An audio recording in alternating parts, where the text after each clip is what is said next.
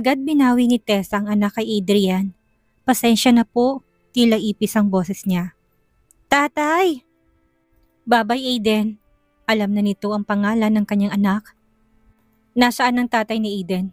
Hindi agad siya nakasagot sa tanong ni Adrian. Nasa abroad po, pagsisinungaling niya. Marahang tumango ang binata. Sige po, salamat po. Agad siyang tumakbo papasok sa apartment, dumadagundong ang kanyang dibdib. Bakit nasa Santa Ana si Adrian? Dito na rin ba ito titira? Agad niyang pinaliguan ng anak at baka magkasakit ito. Aiden, wag mo nang uulitin ang ginawa mo. Mali na lumabas ka sa bahay nang hindi nagpapaalam. Galit nanay? Kinulong ng maliit nitong kamay ang kanyang muka. Humalik din ito sa kanyang pisngi. Wala na, nalusaw ng inis niya. Bata pa lang magaling ng mangbolang anak niya. Niyakap niya ito. Nag-aalala lang sa'yo si nanay. Delikado sa labas. Tulog na si Eden matapos dumede. Napatitig siya sa anak. Hindi niya mabura sa isipan ng masayang tagpo ng mag-ama kanina. Maliban na hindi niya ipaalam kay Adrian na nagbunga isang gabing pagsisiping nila. Pinilig niya ang ulo. Tama ang ginawa niya. Natitiyak niya hindi naman sila tatanggapin ni Adrian. Magkaroon man ito ng damdamin, malamang ay awa para sa anak. Ayaw niyang mamalimos sila ng pag-ibig o atensyon mula sa lalaki. At pinakamasaklap kung maisipan nitong ilayong anak sa kanya na hindi niya hayaang mangyari. Dadaan na muna sa ibabaw ng bangkay niya ang sino mang maglalayo sa kanyang anak. Hello Bes! Kumusta? Bungad ni Sandra nang tumawag ito. Naku, hindi pa napipirmahan ang kontrata. Gusto pang mamasyal ni Michael. Paano bang gagawin ko? Okay lang, tumawag ang daddy ko at natutuwa daw sa meeting niyo si Michael. Gusto nga daw mamasyal na muna kaya samahan mo siya please. Ilibot mo sa magagandang lugar sa atin. Bes, ilang araw itong ipinapagawa mo. Baka alisin ako ni Madam Jelay sa flower shop. Huwag kang mag-alala. Tatawagan ko siya. Papayag yun. Malaki niya kami kliyente. O sige. Hindi niya alam kung sasabihin ba kay Sandra na nakita niya si Adrian. Sinabi niya ditong nangyari 3 taon nang nakakalipas dahil sa pangungulit nito, gusto nitong habulin ng ama ni Aiden. Hindi talaga ako nagkamali ng desisyon na palitan mo ko. May siyang pasensya ko eh. Basta huwag kang mag-alala, may nakabantay naman sa'yo kapag kumilos ang hindi maganda yang si Michael. Nga pala, sino yung lalaking bumuhat daw sa'yo at nagdala sa kotse? Sabi lang ni Eric. Saglit siyang natigilan, nakareport na pala sa kaibigan ng nangyari. Wala, kaibigan ng dating amo kong si Ma'am Hazel. May tinanong lang. May tinanong, nagkaroon ng buhat ang eksena? Natatawang sabi ng kaibigan. Kasi patay na patay yun sa amo ko. Tapos may hinihingi impormasyon, kaya sa pilitin ako isinakay sa kotse. Gwapo daw eh. Anyway, hindi mo na kita kukulitin. Pagbalik ko na lang, mukhang may tinatago ka sa akin. Wala nga, tamang hinala ka din ano? Binututan niya ng tawa upang makumbinsi ang kaibigan. Mainam na lamang at hindi na ito nangulit. Nag-ayos siya at nagpunta sa meeting place nila ni Michael sa malaking mall. Sasamahan niya itong mamili ng pasalubong na dadalahin sa Singapore. Kaso ay tumawag ito at sinabing may bigla ang appointment.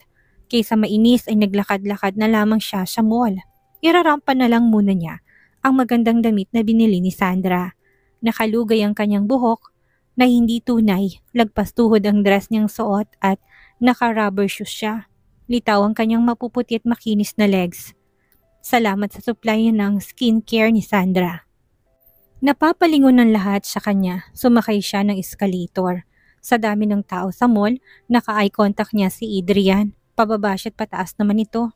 Anak ng pating, tila tumigil ang mundo, umiwas siya ng tingin. Kunwari hindi niya ito nakita, humakbang na siya upang mapabilis ang paglayo niya.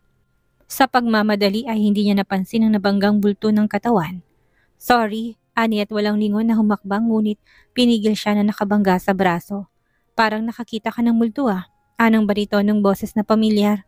Unti-unti niyang itinaas sa mukha. Lintik, si Adrian na naman. Binawi niyang braso. Ang liit naman ng mundo, bakit lagi kita nakikita? Nagtataka nga din ako. Hindi kaya taktika mo to para maakit ako? Pumalatak siya. Wow ha, hindi mo ba napapansin na ikaw ang lumalapit sa akin? Ayaw nga kitang makita eh. Kaya nga nagtataka ako. Noon ay para kang linta sa pagdikit-dikit mo sa akin. Tapos ngayon, ang drama mo, Umiiwas ka. May kinatago ka ba sa akin? O palabas ito para makuha mong interes ko? Naalarma siya. Hindi to dapat makahalata kahit na bahagya. Adrian, 3 taon nang nakakalipas. Move on din kapag may time. Tinapik niya ang mukha nito, pilit niyang tinatago ang nerbiyos. Na isang pagkakamali dahil hinuli nitong kanyang kamay at dinala sa mga labi nito. Lumakas ang tibok ng kanyang puso. Hindi ako nakakalimot, kaya hindi ako titigil hanggat hindi ka nagbabayad sa kasalanan mo. Teka lang, parang ikaw pang naagrabyado na may nangyari sa atin. Ako na nga dapat maningil sa'yo. Ikaw ang nagsamantala sa akin. Alam mo bang ibig sabihin ng salitang samantala? Wala kang katiting na pagtutol at may inihalo ka sa juice na ipinainom mo sa akin. Kitang-kita sa CCTV ang ginawa mo. May ilang nagdaraan na napapatingin sa kanila kaya naglakad na siya. At kasunod si Adrian, hinila nitong kamay niya. O bakit? Umiiwas ka? Please lang, tigilan mo na ako. Okay. Nagliwanag ang mukha niya nang madinig ang sinabi nito. Sa isang kondisyon. Ano? Gagawin ko lahat. Huwag mo lang akong guluhin. Interesado niyang tanong. Okay, madali lang ang hihingin ko. Ulitin natin ang nangyari ng gabing yon. Anang gwapong binata sa kanyang harapan na may pilong ngiti sa labi na dahilan para tila mahulog ang panty niya kahit na masikip naman. Nawalan ng kulay ang mukha ni Tessa. Ilang araw pat magkakasakit na siya sa puso sa sari-saring emosyon na nararamdamang sabay-sabay. Papayag ba siya? Tumaas ang isang sulok ng kanyang mapulang labi na nakatitig pa lang binata na tila gusto siyang siilin ng halik. Napasulyap din siya sa kissable lips nito. Naalala niya tuloy ang mainit nilang pagsisiping. Pinilig niya ang ulo, kailangan niya maging matapang at matatag sa pagharap sa lalaki. Uulit pa ba siya? Paano kung mabuntis ulit siya? Napakasakit manganak, sulit naman paglabas ng baby kaso ay hindi niya kayang magtago at magpalaki ng isa pang bata. Maliwanag na pananamantala ang gusto mo. Ayoko. Maghanap ka ng ibang babaeng papayag sa gusto mo. Nagpatuloy na siya sa paglalakad. Nakasunod pa din ito. Pakipot ka pa. Eksperto ka talaga sa pagpapaikot ng lalaki. Alam na alam mo kung paano maglalaro. Napatigil siya sa paglalakad. Oo na. Masamang babae ako. Oh, masaya ka na? Tigilan mo na ako. Ani ang muling tumalikod upang iwan ng lalaki. Magkano? Ang alin? Kunot noon niyang tanong. Ang serbisyo mo. Anong serbisyo? Sa kama. Magkano ka ba? Handa akong bayaran ka. Pinigil niyang sariling sampalin ng kaharap. Hahayaan niya ito sa hindi magandang iniisip tungkol sa kanya para tantanan na siya. Sorry, fully book ako. Inform kita kapag may lalaking umayaw. In demand ang beauty ko. Saan man galing ang mga sinasabi niya? Ngunit nasiyahan siya sa nakitang pagkadisgusto sa mukha ng lalaki. Siguro naman titigil na to. Magkano kailangan mo para tigilan mong ginagawa mo? Abat mukhang matindi ang kagustuhan nito na magiganti sa kanya. Kung ano-ano nang lumalabas sa bibig nito. Kung hindi pa sa'yo nasabi ni Hazel, hindi lang ako isang pagkaraniwang HR manager ng Villarama Construction Corporation. Nag-resign na ako at may sariling negosyong pinapatakbo bilang CEO, real estates ng company ko. Kaya kitang bayaran. Huminga siya ng malalim. Gusto niya ng pera pero hindi naman pumasok sa isip niya na manggamit ng ibang tao para makaahon sa kahirapan. Ibigay mo na lang ang calling card mo. Tatawagan kita kapag may bakante akong oras. Tanging nasabi niya upang makalayo na kay Adrian. Hindi. I-dispatcha mong mga lalaki mo. Dahil sa'yo nawalan ako ng asawa. Punan mo pangangailangan ko bilang lalaki.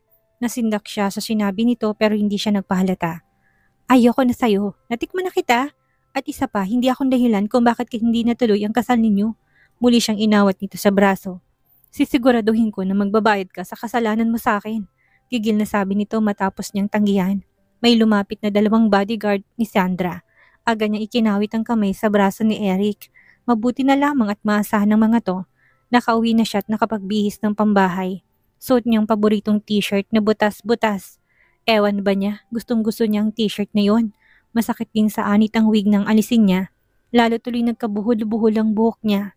Kailangan niya nang magpagupit. Nakipaglaro siya kay Aiden. Lumapit siya nang makitang nagdodrawing ito ng 3 tao gamit ang Crayola. Nanay, tatay, Aiden. Anito sabay turo sa papel. May namuong luha sa kanyang mga mata. Kahit kailan, hindi sila magiging buong pamilya. May mga naniligaw sa kanya kahit na single mom siya, pero wala na siyang balak na mag-asawa. ibibigay na lamang niya lahat ng atensyon sa anak. Ang ganda ng drawing mo, Aiden. Happy? Nanay, tatay, Aiden. Nagdrawing pa ito ng puso. May kumatok sa pinto ng kanyang apartment. Wala naman siyang inaasahang bisita. Pinag-day off niya ang yaya ni Aiden dahil hindi natuloy ang lakad nila ni Michael. Baka naman ang kapatid na si Nelia. Pagbukas ng pinto ay nalaglag ang panga niya nang makita si Adrian na nakatayo sa labas at may dalang pagkain at gamit ng bata. Hi Tessa, ibibigay ko lang kay Aiden. Nagtanong ako sa labas at tinuro na dito daw nakatira ang cute na si Aiden. Nadinig ni Aiden ang boses ng lalaki at niluwangan nito ang pintuan. Nagmamadaling tumakbo ang bata palapit dito at nagpakarga. Napilitan siyang abutin ang mga dala nito para sa anak. Nakayakap si Aiden sa ama. Inawat niya ang luhang sumusungaw sa mata. Sir Adrian, nagabala pa po kayo. Bulong at ipit ng boses niya. Okay lang at magkaibigan kami ni Aiden. Nakangiti ito sa anak. Tatay, sabi naman ng bata. Napansin niyang sumilip si Adrian sa loob ng apartment. Wala siyang planong papasukin ito sa loob. Sir, pasensya na po at hindi ko kayo mapapatuloy sa loob. Nakakaunawan naman tong tumango. Aiden, saglit lang ako ngayon, pero next time, maglalaro tayong dalawa. Hinalikan nito sa noo ang bata. Yay! Ngayon laro! Hirit ng paslit. Kinuha niya si Aiden. Busy si Sir Adrian. Next time na lang kayo maglalaro. Sir Adrian, maraming salamat po. Bye Aiden, ani Adrian. Kaso umiyak ang anak. Malakas ang buong halit ng iyak nito. Parehas nilang hindi alam ang gagawin. Hindi naman iyakin ng anak. Halos hindi na ito makahinga. Tahan na Aiden. Pasyal na muna tayo. May nakita akong playground na malapit. Nalaki ang mata niya sa suggestion nito. Sumama ulit si Aiden sa binata. Bigla itong tumahan. Mukhang naisahan sila ng anak. Naglakad na si Adrian at napasunod na rin siya. Ayaw niyang iwan ng dalawa. Natatakot siya sa isiping ilalayo nito sa kanya si Aiden. Para silang isang buong pamilya na namamasyal sa parke. Maliban sa mukha siyang yaya ng mag-ama. At napasalikop niya ang kamay sa dibdib. Wala pala siyang bra. Malayo ng kanilang nalalakad. Nakita niyang humahagikik si Aiden sa pagpapatawa ni Adrian. Hinaplos ang puso niya. Nakatingin siya sa mag-ama habang naghahabulan sa malaking playground. Nang mapagod ay naupo si Adrian sa tabi niya. Binantayan na lamang nila si Aiden na nakikipaglaro sa ibang bata. Saang bansa nagtatrabaho ang tatay ni Aiden? Nagulat siya sa tanong nito. Sa Saudi, wala siyang maisip na isagot. Kailan ka nagpakasal? Hindi pa kami kasal. Nakagat niya ang dila.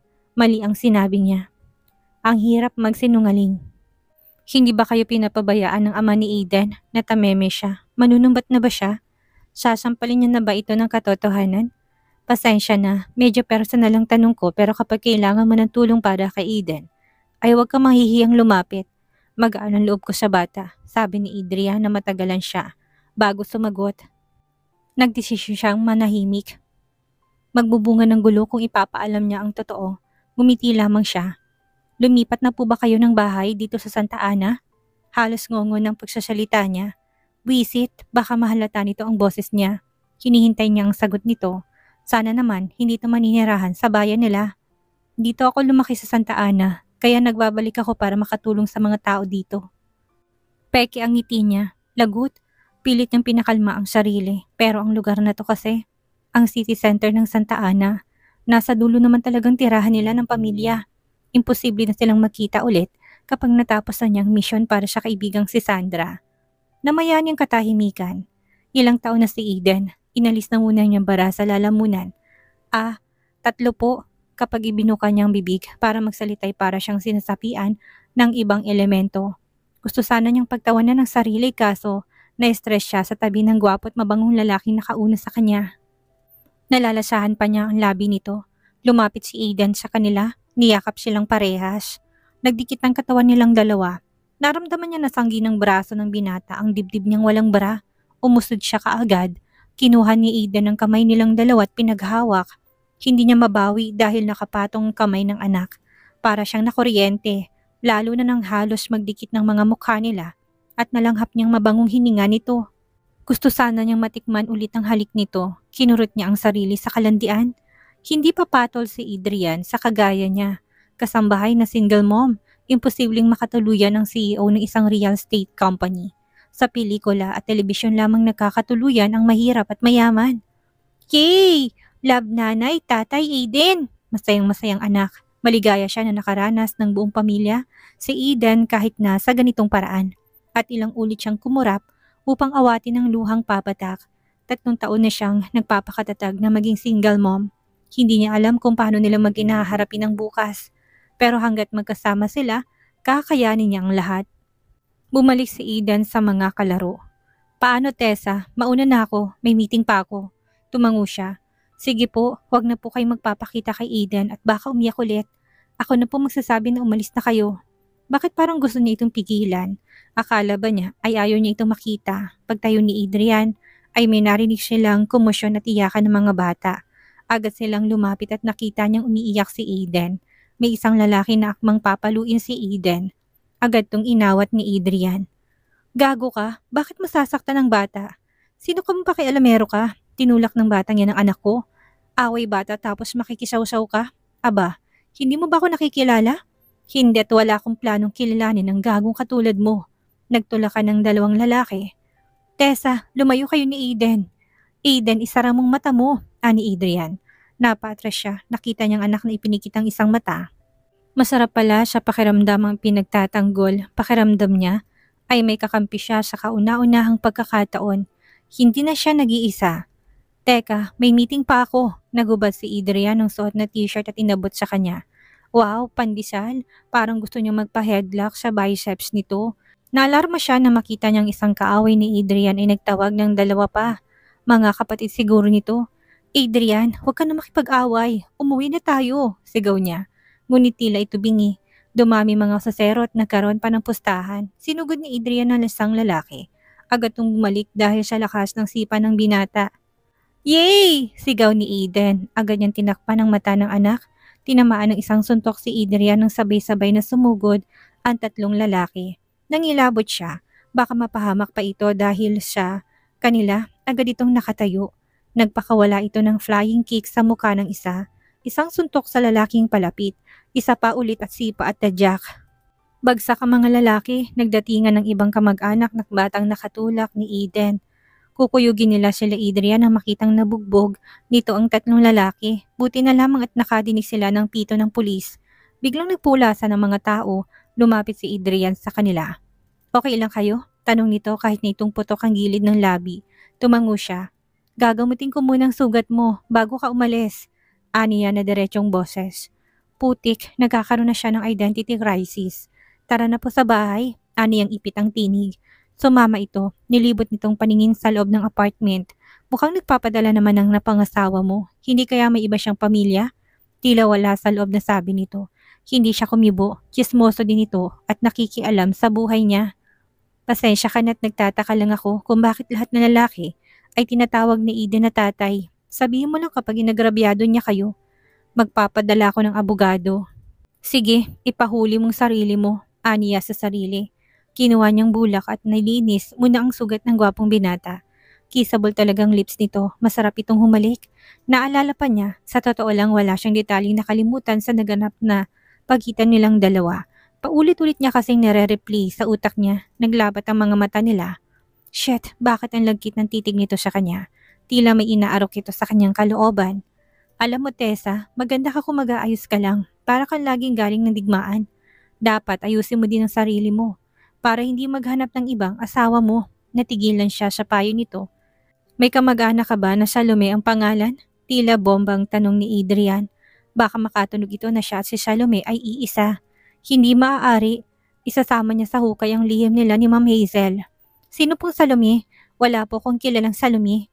Bakit po ninyo naitanong? Tila na naman sinasaniba ng masamang espiritu ang kanyang boses. Wala, medyo kahawig mo kasi siya. Akala ko lang malayo mo siyang kamag-anak. Nilagyan niya ng gamot ang sugat nito. Nakatapat ang mukha nito sa kanyang dibdib na walang bra na kuhanin niyang band-aid sa cabinet sa likuran nito. Tumalikod siya upang hindi nito mapansin na nakabakat na dibdib. Aalis na ako. Iiwan ko na kayo mag-ina. Ilak mo palagi ang pinto. Wala pala kayong kasamang lalaki sa bahay. Nito matapos niyang ilagay ang band-aid. Nakita nila si Eden na natutulog sa sofa. Hinaplos ni Adrian ang ulo nito bago tuluyang umalis. Hinatid niya ng tanaw ang binatang sumakay ng kotse. Napabuntong hininga siya hanggang saan niya kakayanin ang bawat pagtatagpo nila ni Adrian bilang si Tessa o si Salome. Nagulo ang buhay niya nang bigla. Kailangang mapapirma niya na si Michael nang makauwi na sa bahay nila. Bukid yon, tsak na hindi niya na makikita si Adrian. Natuloy din ang pagkikita nila ni Michael kinabukasan sa mall. Gwapo ito't mukhang bumata sa suot na simpleng t-shirt at shorts. Nasa clothing section sila, ibibili daw ni Michael ng damit ang nanay at kapatid nitong babae. Saglit itong lumayo at may kinausap sa telepono. Tila seryosong usapan ito base sa mukha ng lalaki. Naglibang siya sa pagtingin-tingin ng mga damit. Ang gaganda ng damit kaso binabalik niya kapag nakita niyang tag price. Wala bang tigi 100? Ang mahal naman. Gatas na lang at diaper ang bibilihin niya kaysa sa mamahaling damit. Tinaas niya ang isang dress. Type niya talaga ito kaso naman ang mahal. 5 buwan niyang sweldo sa flower shop ang halaga. Bagay sa yung dress na yan. Nasaan ang sugar daddy mo? Ipabili mo na. Nawala sa kinalalagyan ng puso niya. Mariosep, si Adrian na naman. Inirapan niya na lang ito at hindi na nagsalita. Kaso'y tila ito asong sunod ng sunod. Nilingon niya si Michael na may kausap pa din sa telepono. Hindi dapat nito makita si Adrian na kausap niya. Kailangan niyang mapapirma ni ito ng kontrata. Adrian, please lang, huwag mo kong abalahin. Saan kayo pupunta pagkatapos ng mall? Wala kang pakialam. Angil niya, ninenervous siya na baka bumalik si Michael at makita siyang may kausap. Mahihirap na siyang magpaliwanag at isa pa. Ayaw niya magpa-distract, lumipat siya sa kabilang side. Mga panty at bra pala ang tinda sa gawing ito, may kinuha si Adrian. Bagay sa'yo to. Ganito ang size mo, hindi ba? Tinaas nitong isang 90s. Agad niyang hinatak pababa ang hawak nito. Nakita niyang napangiti ang isang sales lady. Atake na talaga siya sa puso. Adrian, tigilan mo ko. Nagring ang phone nito na ipinagpasalamat niya dahil lumayo ito sa kanya upang sagutin ang tawag. Bumalik si Michael. Todong ngiti niya. Nakapili ka na? Anito. Okay na ako. Wala akong nagustuhan. Hindi ako papayag na hindi ka pipili. Hindi tayo aalis dito. Regalo ko sa'yo sa pagsama mo sa akin. Matapos lang ay kinuha niya na ang dress na nakita kanina. Kailangan na nilang makaalis at baka bumalik si Adrian.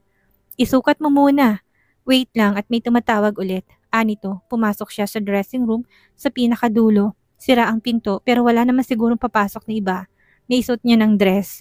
Saktong size pero hindi niya may sarang zipper sa likod. Nagulat siya nung bumukas ang pinto at pumasok si Adrian. Sisigaw sana siya pero maagap nitong natakpan ang kanyang bibig. Napasandal siya sa pader. Masikip ang dressing room para sa kanilang dalawa. Halos wala ng hangin makakadaan sa pagitan nila. Bumulong ito sa kanyang tenga. Huwag kang sisigaw, hahalikan kita. Teka, bakit parang gusto niyang sumigaw? Hindi para humingi ng tulong kundi para makatingin ulit ng halik mula sa lalaki. Anong kailangan mo? Tapang-tapangan niyang sabi. Halos magkadikit na mga ilong nila. Langhap na langhap niyang hininga ng isa't isa. Ramdam niyang namumuong tensyon sa pagitan nilang dalawa kahit na wala naman silang nainom na gamot. Ikaw ang kailangan ko. Anitong halos nakadikit ng labi sa mga labi niya. Naguluhan siya sa nabasang pagnanasa sa mga mata ng lalaking kaharap. Come with me. Handa akong magbayad ng serbisyo mo. Ibibigay ko lahat ng gusto mo. Lahat. Napaawang ang kanyang mga labi. Dumapong halik nito sa kanyang pisngi. Tumayo ang mga balahibo niya sa katawan. Ilang beses lang. Madali akong magsawa. Kapag ayoko na, malaya ka na, hindi na kataguguluhin. Kinagat nito ang tenga niya ng marahan na may kasamang dila. Putik, umalo ng puso niya. End your relationship with that old man. Anitong nalilistik ang mata na napatingin sa kanya. Naguguluhan na siya sa ipinapakita ng binata. Ano ang isasagot niya? Nagtatalo ang kanyang puso, isip at katawan. Tumunog ang phone niya. Tumalikod siya upang kunin sa bag. Tumatawag na si Michael. Yumakap sa likod niya si Adrian. Pagbigyan mo na ako, ilang beses lang. Tapos magbabayad ako ng malaki. 10 milyon. Iwanan mo lang ang mga lalaki mo. 10 milyon? Makakapagsimula na siya ng sarili niyang flower shop. Tapos makakakuha na siya ng educational plan para kay Eden. Kapalit ng katawan niya. Ilang beses lang naman daw. Tapos maglalaho naman na si Salome kapag nagawa niya ng pinapagawa na kaibigan. Gulong-gulo siya. Muling tumunog ang kanyang phone. Si Michael, baka hanapin siya sa loob ng dressing room. Malaking gulo kapag nakita nito na may kasama siyang lalaki sa loob. Ilang beses ba? 10. Anito na may pilong ngiti sa labi. Shit, kahit libre mukhang papayag siya. Sige. Kailangan ko lang kausapin si Michael. Tatawagan kita. Tinulak niya na ito. Ngunit kinabig siya ni Adrian at hinalikan sa labi. Tumigil ang inog ng mundo niya nang matikmang muli ang matamis nitong halik. Natagpuan niyang sarili na nagpapaubay at tumutugon. Nang madinig niya ang boses ni Michael na tumatawag galing sa labas ng dressing room.